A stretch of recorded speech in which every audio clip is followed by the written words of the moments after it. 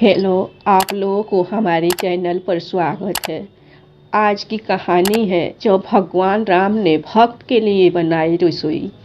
बहुत साल पहले की बात है। एक आलसी लेकिन भोला भाला युग था। आनंद दिन भर कोई काम नहीं करता, बस खाता ही रहता और सोए रहता।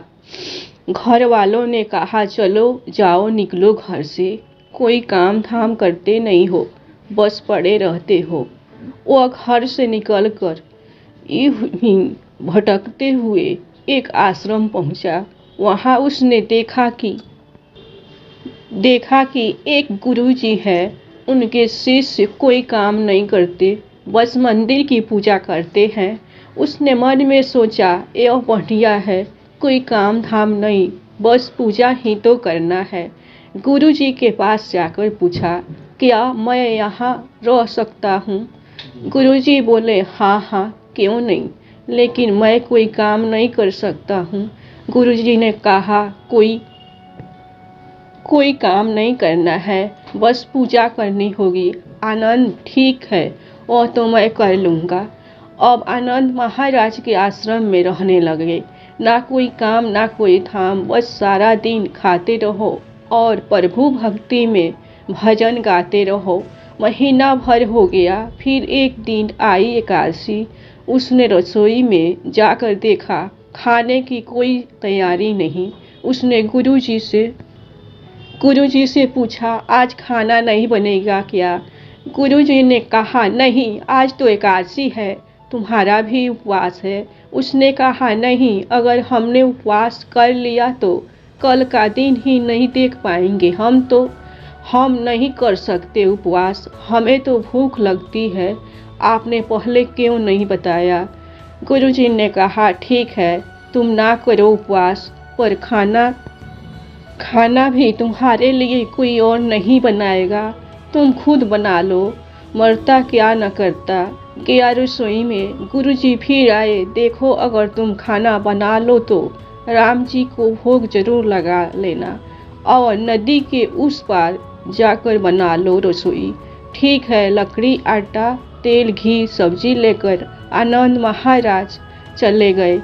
जैसा तैसा खाना भी बनाया। खाने लगा तो याद आया गुरुजी ने कहा था कि राम जी को भोग लगाना है। लगा भजन गाने, आओ मेरे राम जी, भोग लगाओ जी। प्रभु राम आइए, श्री राम आइए, मेरे भोजन का भोग लगाइए। कोई न आया तो बेचैन हो गया कि यहाँ तो भूख लग रही है और राम जी आ ही नहीं रहे। भोला मानस जानता नहीं था कि प्रभु साक्षात तो आएंगे नहीं, पर गुरुजी की बात मानना जरूरी है। फिर उसने कहा, देखो प्रभु राम जी, मैं समझ गया कि आप क्यों नहीं आ रहे हैं। मैंने रूखा सूखा बनाया है और आपको तरमाल खाने की आदत है, इसलिए नहीं आ रहे हैं। तो सुनो प्रभु, आज वहाँ भी कुछ नहीं बना है, सबको एकादशी है, खाना हो तो यह भोग ही खा लो। श्री राम अपने भक्त की सरलता पर बड़े मुस्कुराए और माता सीता के साथ प्रकट हो गए। भक्त असमंजस में, गुरुजी ने तो कहा था कि राम जी आएंगे, पर यहाँ तो माता सीता भी आई है और मैंने तो भोजन बस 2 लोगों का बनाया है। चलो कोई बात नहीं, आज इन्हें ही खिला देते हैं। बोला, प्रभु मैं भूखा रह गया, लेकिन मुझे आप दोनों को देखकर बड़ा अच्छा लग रहा है। लेकिन अगले एकादशी पर ऐसा न करना, पहले बता देना कि कितने जन आ रहे हो, और हाँ, थोड़ा जल्दी आ जाना। राम जी उसकी बात पर बड़े मुद्रित हुए, प्रसाद ग्रहण करके चले गए। अगली एकादशी तक यह भोला मानस सब भूल गया। उसे लगा प्रभु ऐसे ही आते होंगे और प्रसाद ग्रहण करते होंगे। फिर एकादशी आई।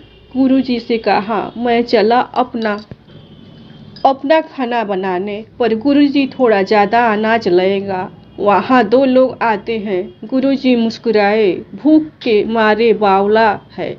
ठीक है, ले जा और अनाज ले जा। अब की बार उसने 3 लोगों का खाना बनाया। फिर गुहार लगाई, प्रभु राम आइए, सीताराम आइए, मेरे भोजन का भोग लगाइए।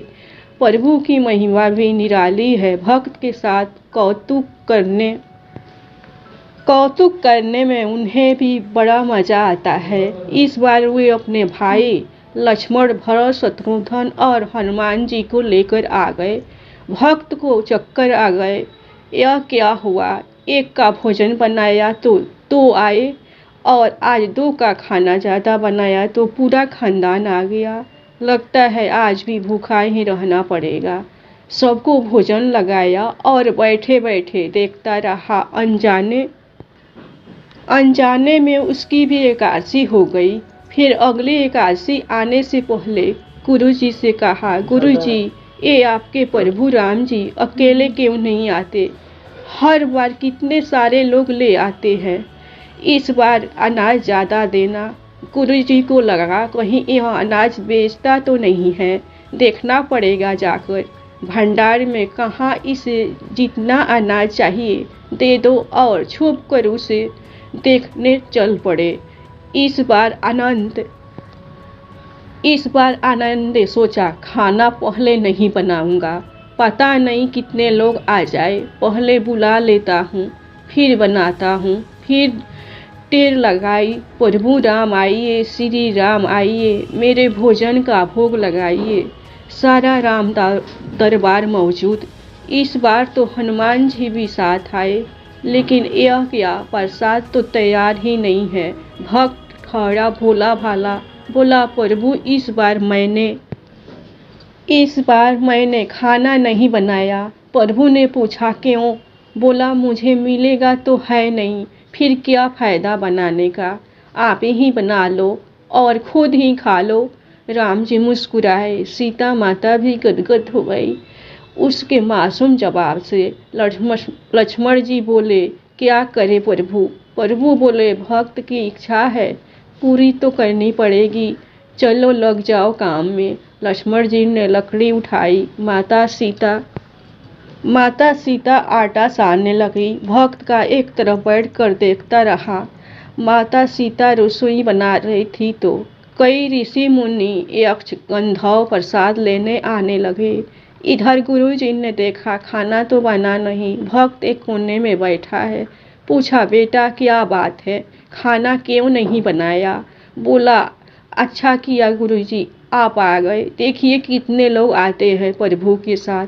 गुरुजी बोले, मुझे तो कुछ नहीं दिख रहा है, तुम्हारे और अनाज के सिवा। भक्त ने माथा पकड़ लिया। एक तो इतनी मेहनत करवाते, प्रभु भूखा भी रखते हैं और ऊपर से गुरुजी को दिख भी नहीं रहे, यह और बड़ी मुसीबत है।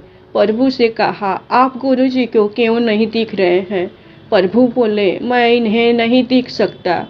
बोला, क्यों? वे तो बड़े पंडित हैं, ज्ञानी है, विद्वान है, उन्हें तो बहुत कुछ आता है, उनको क्यों नहीं दिखते आप? प्रभु बोले, माना कि उनको सब आता है, पर वे सरल नहीं है तुम्हारी तरह, इसलिए उनको नहीं दिख सकता।